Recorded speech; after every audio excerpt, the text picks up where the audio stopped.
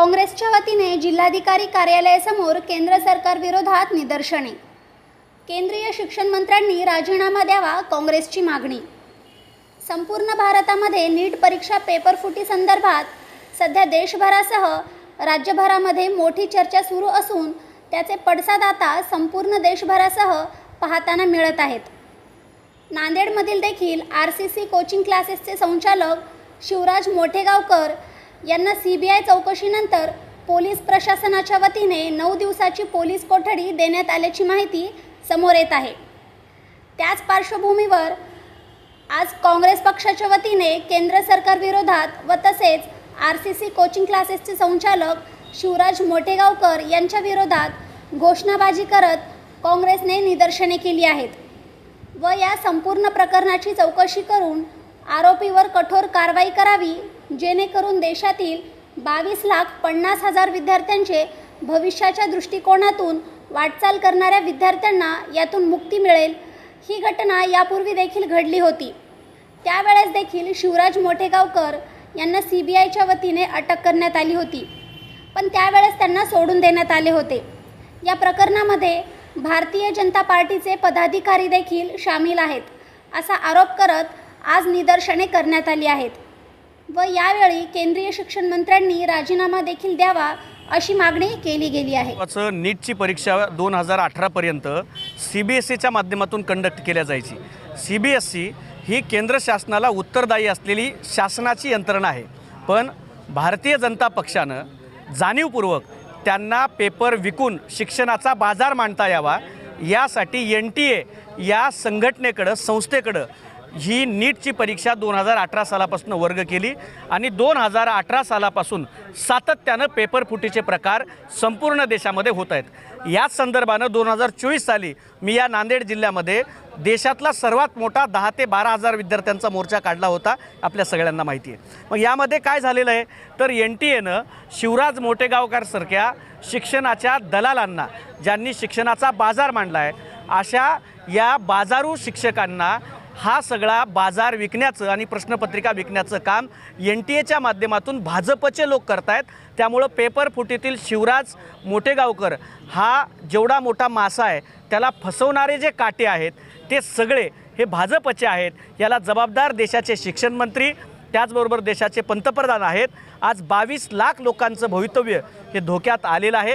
त्यामुळं याच्यात भारतीय जनता पक्षाच्या केंद्रीय शिक्षण मंत्र्यानं लाज असेल जनाची नाही मनाची जर शिल्लक असेल तर तात्काळ शिक्षण मंत्रीपदाचा याची जबाबदारी घेऊन, सरकार ही जबाबदारीसाठी असतं, याची जबाबदारी घ्यावी आणि त्यांनी राजीनामा द्यावा। नंबर 2, यामध्ये जे दोषी आढळले त्यात भाजपचे पदाधिकारी आहेत, भाजपचे कार्यकर्ते आहेत, त्यांच्यावरती कुठलीही कार्यवाही झालेली नाही आहे। त्यावरती फौजदारी कुठला आणि यांना जन्मठेपेची शिक्षा करावी, कारण 22 लाख लोकांच्या भविष्याचा प्रश्न आहे। आणि नंबर 3, शिवराज मोठेगावकर यांचा जो RCC क्लास आहे त्याला तात्काळ कुलूप लावून बंद करावं आणि इतक्यावर चालणार नाही।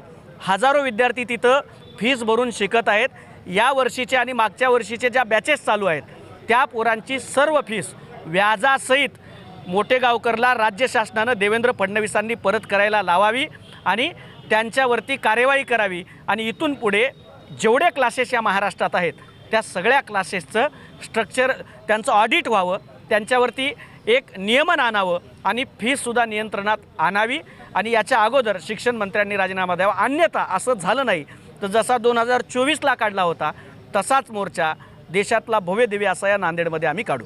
यापूर्वी देखील 2024 मध्ये शिवराज मोठेगावकर यांना अटक करण्यात आली होती या प्रकरणामध्ये, पण त्यांना सोडून देण्यात आलं, कारण ते कदाचित भारतीय जनता पक्ष आणि संबंधित लोकांना ते जे पैसे पुरवतात, कालच मी तुमच्याच माध्यमांच्या बातम्यांवरती पाहिलं की त्यांची 100 कोटीचा टर्नओव्हर आहे। जर कागदावर तेवढा असेल तर कागदाच्या बाहेर कदाचित जास्तही असेल। त्यामुळं मला इतकंच वाटतंय की याही वेळेस जर ते यांना सोडणार असतील तर आम्ही या देशातल्या 22 लाख लोकांच्या विद्यार्थ्यांच्या भवितव्यासाठी या सरकारला धारेवरती धरू।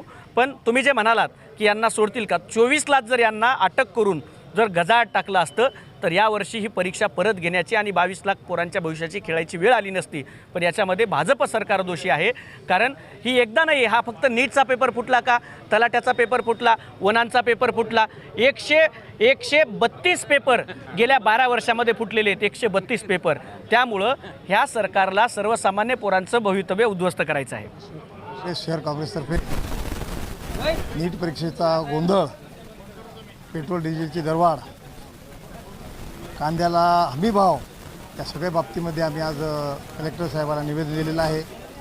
आज देशामध्ये नीटच्या बाबतीमध्ये जो हाहाकार आणि जो गोंधळ उडालेला आहे, आज पूर्ण देशातले विद्यार्थी, पूर्ण भारतातले विद्यार्थी असतील, नीट परीक्षेच्या बाबतीमध्ये जे पेपरफुटीचं प्रकरण झालेलं आहे, ते पेपरफुटीचं प्रकरणाचं मूळ हे महाराष्ट्रात आहे आणि महाराष्ट्रात आहे आणि हे भाजप धार्जिणे लोक, हे क्लासेसवाले, आता हे मोठेगावकर असतील, त्याला सहकार्य करणारे कुलकर्णी असतील, त्या बाकी सर्व जे लोक आहेत ते भाजप धार्जिणे लोक, या लोकांनी पेपर फुटीचं प्रकरण हे आजच नाही, जवळपास आज हे विद्यार्थ्याच्या जीवनाशी जवळपास एक 5-10 वर्ष झाले हे नीटच्या परीक्षेच्या माध्यमातून हे खेळत आहेत आणि बरेच विद्यार्थी आत्महत्या करत आहेत आणि आत्महत्या तर करत आहेतच, आणि पुन्हा ह्या गोरगरीब लोकांच्या विद्यार्थ्याच्या जीवनाशी खेळणाऱ्या या मोठेगावकर असतील, या सरकारचा आम्ही निषेध करतो आणि येणाऱ्या काळामध्ये याची चौकशी होऊन या लोकांना एक त्यांचे क्लासेस तर बंद करावेच, यांच्या पूर्ण ज्यांनी अब्जो करोडो रुपयाच्या जे प्रॉपर्ट्या जमा केल्या त्या प्रॉपर्ट्यासुद्धा सरकारनं गव्हर्नमेंटनं जमा कराव्यात, त्याच्यावर बुलडोझर फिरवावे, त्याचे क्लासेस बंद करावेत, येणाऱ्या काळामध्ये या लोकांना अटक करावी, यासाठी मग आम्ही याच्या येणाऱ्या काळामध्ये आंदोलन करणार आहोत. त्यासाठी आज आम्ही निवेदन दिलेलं आहे. तसेच पेट्रोलचं आणि डिझेलचे दरवाढ झालेली आहे, ही दरवाढसुद्धा सामान्य लोकांना आता येणाऱ्या काळामध्ये पेरणे, आता शेतकरी लोकांना असतील, याच्यात ट्रॅक्टरच्या बाबतीत सगळ्या बाबतीमध्ये हे सगळा गोंधळ जो निर्माण झाला ते पेट्रोल डिझेलचे भाव कमी करावेत.